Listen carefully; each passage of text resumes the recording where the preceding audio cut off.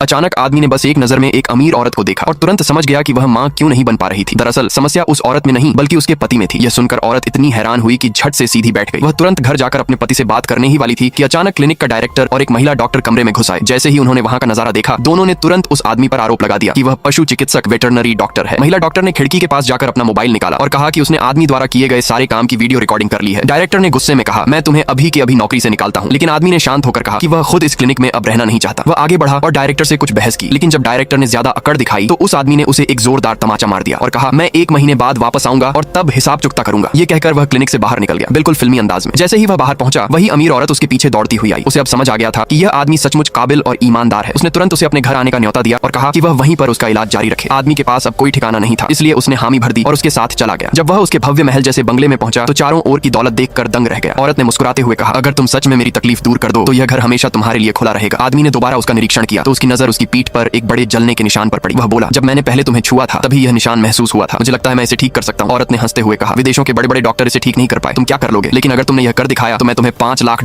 दूंगी। आदमी ने चुनौती स्वीकार कर ली। कई घंटों तक मेहनत करने के बाद उसे लगा कि उसका कौशल अभी पूरा नहीं है। उसने कहा, इस निशान को पूरी तरह ठीक करने में 10 दिन लगेंगे। औरत ने हामी भरी। दिन बीतते गए और 10वें दिन जब उसने आईने में देखा तो वह हैरान रह गई। निशान लगभग गायब हो चुका था। खुशी से झूमते हुए उसने आदमी के गाल पर एक हल्का सा चुंबन दे दिया। नेक्स्ट पार्ट के लिए सब्सक्राइब करें।